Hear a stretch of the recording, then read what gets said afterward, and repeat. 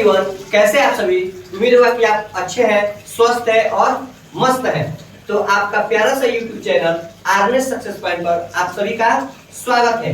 जैसा कि आप लोगों को मालूम है, इस चैनल पर बिहार बोर्ड क्लास 10th के जितने भी मैट्रिक में अध्ययनरत विद्यार्थी है उनके लिए महत्वपूर्ण प्रश्नों को बताया जाता है। और उसी को लेकर आज भी हम एक श्रृंखला लेकर उपस्थित है जो आप लोगों के लिए बहुत ही ज्यादा महत्वपूर्ण है। आइए देखते हैं उस सभी महत्वपूर्ण प्रश्नों को। तो आज का मेरा पहला प्रश्न है यह। हमका पहला प्रश्न है, पंजाब में भूमि निम्नीकरण का मुख्य कारण क्या है। देखिए, यदि आप आर्नेस सक्सेस पॉइंट के इस चैनल पर है तो केवल हमारा उद्देश्य प्रश्न के आंसर को टिकाऊ करना नहीं है। आप इस बात को भली भांति जानते हैं। हमारा उद्देश्य है प्रत्येक प्रश्न को एकदम साफ डीपली जाकर उसका विश्लेषण किया जाए ताकि उसके आसपास से बिहार बोर्ड मैट्रिक एग्जाम में आपका एक भी प्रश्न नहीं छूटे और उसके साथ आपका जो नॉलेज का जो भंडार है उसमें वृद्धि हो, ताकि आगे भी चलकर आपके लिए वह फायदेमंद हो। तो देखिए, भूमि निम्नीकरण क्या होता है कि जो भूमि है जिस पर हम लोग कृषि करते हैं या फिर और भी काम उस पर होता है, तो वह भूमि का होता है पहले बहुत ज्यादा उपजाऊ होता है और उपजाऊ होता है तो उस पर अधिक काम होता है, जिसके कारण उसकी जो उर्वरता शक्ति है वो क्या हो जाती है, कम होते जाती है। उसी को कहते हैं भूमि निम्नीकरण। तो क्वेश्चन पूछ रहा है पंजाब में भूमि निम्नीकरण का मुख्य कारण क्या है। ऑप्शन है वनोन्मूलन, गहन खेती, अति पशुचारण या अधिक सिंचाई। तो इसका आंसर हो जाएगा अधिक सिंचाई। अब देखिए, पंजाब के साथ एक और राज्य है, पंजाब प्लस हरियाणा। पंजाब प्लस हरियाणा, यह दो राज्य ऐसे हैं जहां पर भूमि निम्नीकरण का मुख्य कारण है अधिक सिंचाई। और देखिए, भारत में सबसे अधिक अगर किसी राज्य में कृषि होती है तो पंजाब और हरियाणा में। पंजाब और हरियाणा के कुल भूमि के 80% क्षेत्रों पर कृषि की जाती है। यानी भारत में अगर क्वेश्चन पूछे सबसे अधिक कहां पे कृषि की जाती है तो पंजाब और हरियाणा में। कितना प्रतिशत? 80%। उसका देखिए वनोन्मूलन के कारण भूमि का निम्नीकरण कहाँ हुआ है। यह हुआ है ओडिशा में, जिसको हम पहले उड़ीसा कहते थे। ओडिशा यानी पहले इसको हम उड़ीसा के नाम से जानते थे। अच्छा, उड़ीसा का गठन कब हुआ था? उड़ीसा का गठन हुआ था 1936 में। और उड़ीसा किस राज्य से निकला था? उड़ीसा निकला था बिहार राज्य से। बिहार। अच्छा, बिहार का गठन 1912 में। अच्छा, बिहार कहां से आया? बिहार आया बंगाल प्रेसिडेंसी से। बंगाल प्रेसिडेंसी पहले देखिए, पहले यह बंगाल, बिहार, उड़ीसा यह सब सम्मिलित रूप से बंगाल प्रेसिडेंसी कहा जाता था। और 1912 में क्या हुआ? यह बिहार का गठन हुआ। अच्छा, उस समय गवर्नर थे कौन? लॉर्ड हार्डिंग द्वितीय। यानी लॉर्ड हार्डिंग प्रथम भी थे और द्वितीय। अगर ऑप्शन में लॉर्ड हार्डिंग द्वितीय है तो हमारा क्या करेंगे? लॉर्ड हार्डिंग द्वितीय। उनके कार्यकाल में बिहार का गठन हुआ 1912 में और फिर बिहार से निकला उड़ीसा। कब? 1936 में। अगर क्वेश्चन पूछ रहा है उड़ीसा में भूमि निम्नीकरण का मुख्य कारण क्या है तो वनोन्मूलन। अच्छा, यह देखिए, गहन खेती होती है। गहन एकदम साफ, हम सुने हैं कि बहुत ज्यादा भीड़, गहन एकदम साफ कस्सा मस के। तो गहन कृषि की जाती है जलोढ़ मिट्टी पर।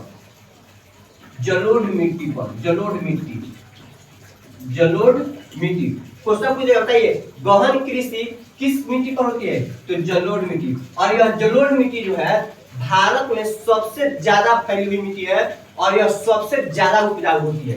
क्वेश्चन पे देख, सबसे अधिक उपजाऊ कौन मिट्टी होती है? जलोढ़ मिट्टी होती है। अच्छा, इस पर कौन कौन खेती की जाती है? इस पर हम लोग मुख्य रूप से उगाते हैं मक्का का, उसके बाद हम लोग उगाते हैं चावल का उत्पादन करते हैं, गेहूं का उत्पादन करते हैं और मक्का का उत्पादन करते हैं। मक्का पहले बता चुके हैं। इस पर दलहन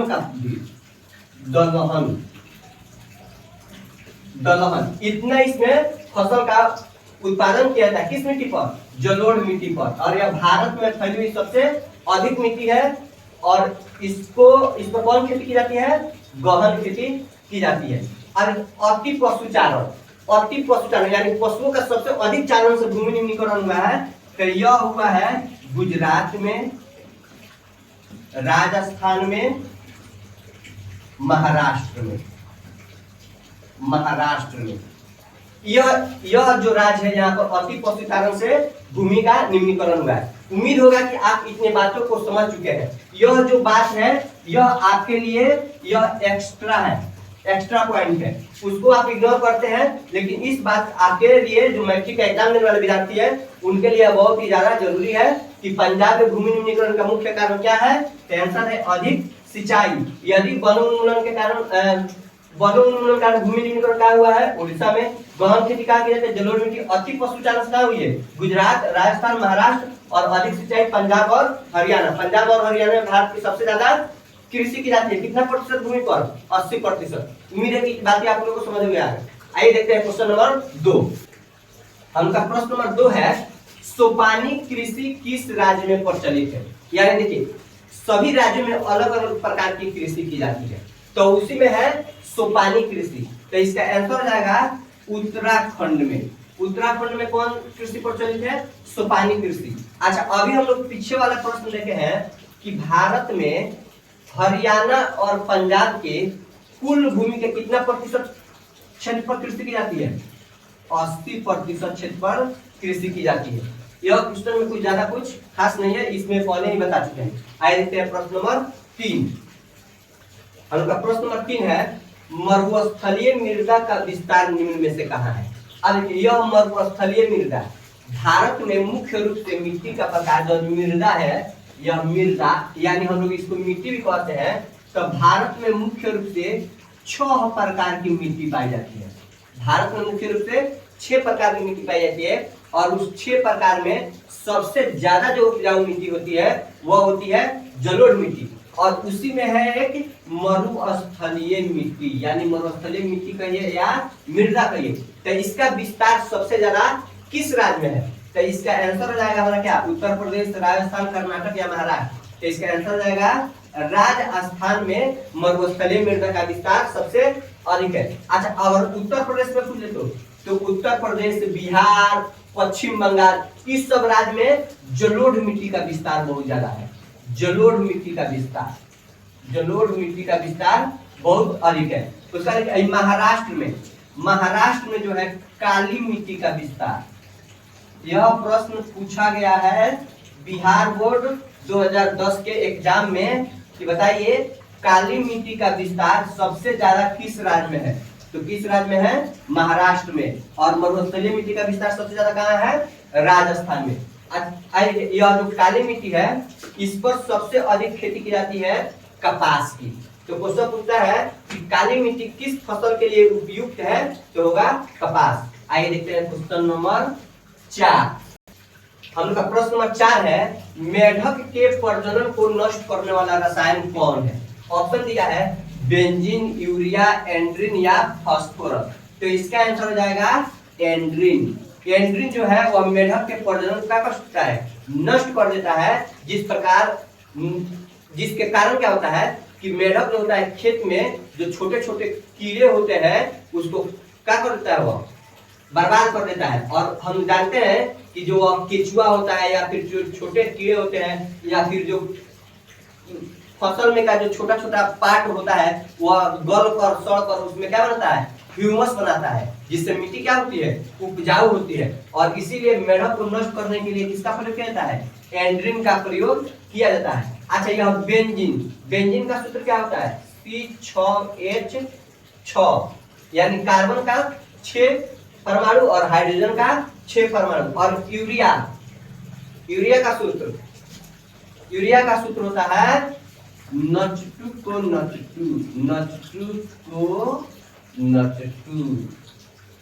यानी NH2CONH2।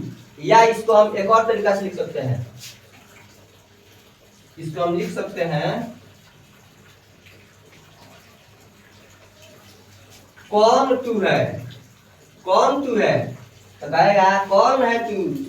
यूरिया। इसका रासायनिक सूत्र और यह एंडेड। अच्छा, फास्फोरस इसको हम लोग P से सूचित करते हैं, इसका परमाणु क्रमांक कितना होता है 15। यह याद रखना जरूरी है क्योंकि यह परीक्षा में पूछता है, यह साइंस में यह पूछता है यह, इसलिए आप लोग इसको ध्यान में रखेंगे। आइए देखते हैं प्रश्न नंबर 5। हम लोग का प्रश्न नंबर 5 है, काली मृदा का दूसरा नाम क्या है। अब देखिए, यह जो काली मृदा है यह मिट्टी का एक प्रकार है और हम लोग जानते हैं भारत में मुख्य रूप से 6 प्रकार की मिट्टी पाई जाती है और उसी में यह है काली मृदा। तो इसका दूसरा नाम क्या है। अच्छा, इसका दूसरा नाम पूछे या फिर स्थानीय नाम पूछे, दूसरा नाम पूछे या फिर इसी को हम कहते हैं स्थानीय नाम, यानी जहां पर वो रहती है मृदा उसका स्थानीय नाम क्या होगा। ऑप्शन दिया है बलुई मृदा, रेगुर मृदा, लाल मृदा या पर्वतीय मृदा। तो इसका आंसर हो जाएगा रेगुर मृदा। अब जो यह काली मिट्टी है, जो यह काली मृदा है हम लोगों का काली मृदा, यह क्या है, इसमें सिंचाई के बहुत कम आवश्यकता पड़ती है क्योंकि जब बारिश होता है तो यह क्या करती है, यह अपने अंदर मिट्टी जो यह है अपने अंदर पानी के अवशोषण करके बहुत अधिक दिनों तक रखती है, जिसमें सिंचाई के बहुत कम आवश्यकता पड़ती है। और यह इसका स्थानीय नाम या दूसरा नाम हम कहते हैं रेगुर मृदा। रेगुर मृदा या इसको एक और नाम से जाता है काली कपासी मृदा। काली कपासी मृदा। अब काली कपासी इसलिए कहा जाता है क्योंकि यह जो मिट्टी है यह सबसे अधिक कपास के उत्पादन के लिए क्या है, उपयुक्त है। तो काली मिट्टी का स्थानीय नाम रेगुर मृदा या काली कपासी मृदा। अच्छा, और क्वेश्चन पूछते कि काली मिट्टी को काली कपासी मिट्टी क्यों कहते हैं, तो क्योंकि वह सबसे अधिक कपास का उत्पादन करती है, इसीलिए काली मिट्टी को काली कपासी मृदा के नाम से जाना गया है। और यह सबसे ज्यादा कहाँ है, यह सबसे ज्यादा है महाराष्ट्र में। महाराष्ट्र में इसका विस्तार सबसे अधिक है। उम्मीद है कि यह बातें आप लोगों को समझ में आ गई होगी। आइए देखते हैं प्रश्न नंबर 6। हम लोग का प्रश्न नंबर 6 है, काली मिट्टी उपयुक्त है। यदि पिछले प्रश्न को आपने ध्यान पूर्वक देखा है तो इसका आंसर आप बताइएगा। काली मिट्टी किसके लिए उपयुक्त है, कपास के लिए, लीची के लिए, गेहूं के लिए या बाजरा के लिए। बताइए जल्दी आंसर बताइए जल्दी, क्या होगा, कपास के लिए। बहुत अच्छा, चलिए देखते हैं प्रश्न नंबर 7। हमका प्रश्न नंबर 6 है, भारत में कितना प्रतिशत पठारी क्षेत्र है। अब देखिए, जो भारत का भूमि है वह बांटा गया है अलग अलग क्षेत्रों में। एक बांटा गया है मैदानी क्षेत्र, एक बांटा गया है पर्वतीय क्षेत्र और एक बांटा गया है पठारी क्षेत्र। तो यह देखिए, भारत के जो मैदानी क्षेत्र है वह फैला हुआ है 43% और पर्वतीय क्षेत्र में फैला हुआ है 30%। तो कितना हो गया, 40, 70, 73। तो कितना बच गया, कितना पर पठारी क्षेत्र आएगा, जो हम लोग का आंसर है पठारी क्षेत्र। कितना प्रतिशत हो जाएगा इसका आंसर बताइए, 20 होगा, 25 होगा, 27 होगा या 35 होगा। यानी आंसर हमारा हो जाएगा 27%। इसके साथ यह भी याद रखेंगे कितना क्षेत्र पर फैला हुआ मैदानी क्षेत्र पर भूमि 43% और पर्वतीय क्षेत्र 30% और पठारी क्षेत्र 27%। अब उसके बाद देखिए जो भारत, अच्छा चलिए देखते हैं अगला प्रश्न, उसको देखेंगे।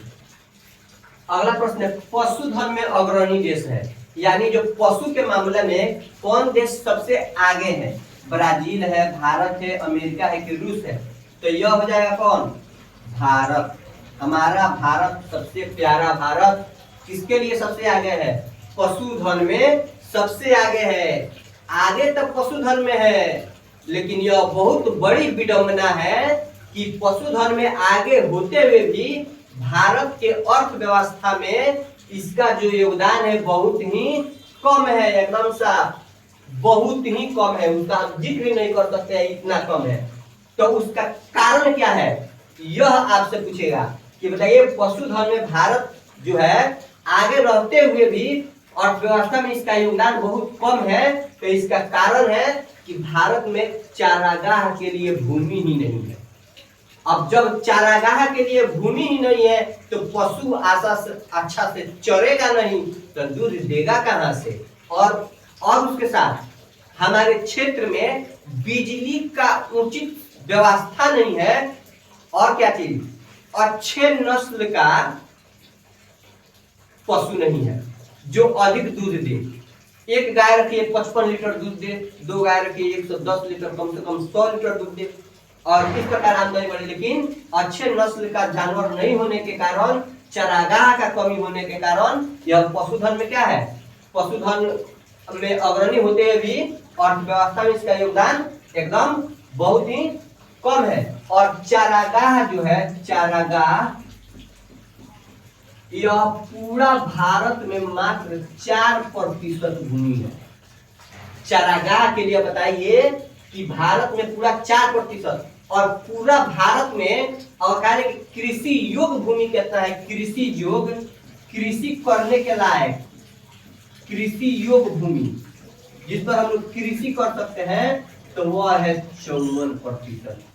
यदि आपसे क्वेश्चन पूछ दे, प्रश्न पूछ दे कि भारत में जो भूमि है उसमें कितना भूमि है जिस पर हम लोग कृषि कर सकते हैं, तो वह है 54% भूमि पर हम लोग कृषि कर सकते हैं। और भारत में कितना प्रतिशत क्षेत्र पर चारागाह है, तो मात्र 4%।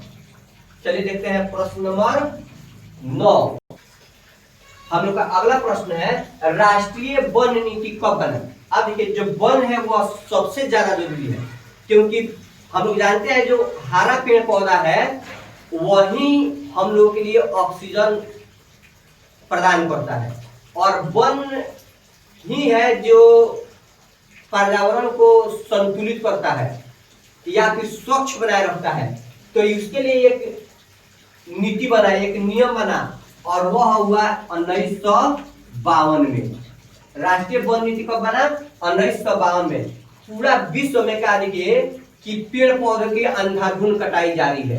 एकदम साफ हम लोग विकास के नाम पर समझ ही नहीं आ रहा है कि हम लोग विकास के तरफ अग्रसर हो रहे हैं या फिर विनाश के तरफ अग्रसर हो रहे हैं। और यह राष्ट्रीय वन नीति 1952 में जब बना, उस समय कहा गया कि कोई भी देश अपने कुल क्षेत्रफल के कम से कम 33%, कम से कम 33% क्षेत्र पर वन होना चाहिए। अगर 33% क्षेत्र पर वन है तो आपका पर्यावरण का संतुलन बना रहेगा। तो यह हम लोग का एकदम सा कर्तव्य है कि हम अपने आसपास पेड़ पौधे को लगाएं। और क्वेश्चन पूछ देगा, पर्यावरण संतुलन के लिए, पर्यावरण संतुलन के लिए किसी भी देश के कुल भूमि का कितना प्रतिशत क्षेत्र वन होना चाहिए, तो यह होना चाहिए 33% क्षेत्रफल। और भारत में सबसे अधिक वन का विस्तार कहाँ है, वह है कहाँ, मध्य प्रदेश में। आइए देखते हैं आज का अंतिम प्रश्न, प्रश्न नंबर 10।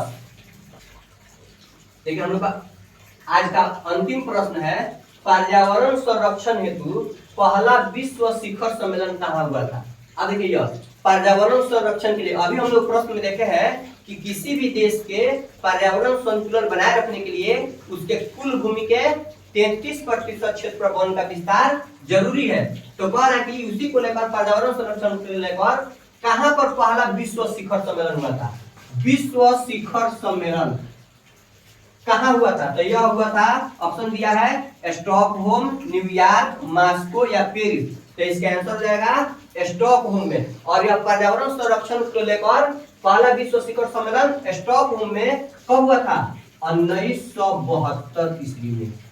और क्वेश्चन पूछ ले विश्व शिखर सम्मेलन कब हुआ, 1972 ईस्वी में, और कहां हुआ था, स्टॉकहोम में। और इसी सम्मेलन के बाद यह निर्णय लिया गया कि हम प्रत्येक साल प्रति वर्ष 5 जून को क्या मनाएंगे, 5 जून को मनाएंगे विश्व पर्यावरण दिवस। विश्व पर्यावरण दिवस, यह आप लोगों के लिए एक्स्ट्रा पॉइंट है। देखिए अगर क्वेश्चन पूछ रहा है कि विश्व शिखर सम्मेलन जो हुआ वो कहां हुआ था, स्टॉकहोम में। अब देखिए इसके द्वारा कब हुआ था? 1972 में। हम लोग जानते हैं कि प्रत्येक साल 5 जून को विश्व पर्यावरण दिवस मनाते हैं, और यह शुरू कब से हुआ? जब 1972 में विश्व शिखर सम्मेलन का आयोजन हुआ। उसी में यह निर्णय लिया गया कि प्रतिवर्ष 5 जून को हम लोग विश्व पर्यावरण दिवस मनाएंगे, और तब से आज तक प्रत्येक साल हम लोग 5 जून को क्या मनाते हैं? विश्व पर्यावरण दिवस। बस आज के लिए इतना ही। उम्मीद है कि आप लोगों को सेशन अच्छा लगा होगा। यदि आप इस चैनल पर नए हैं तो चैनल को सब्सक्राइब करें, लाइक करें और शेयर करें। बने रहें। धन्यवाद।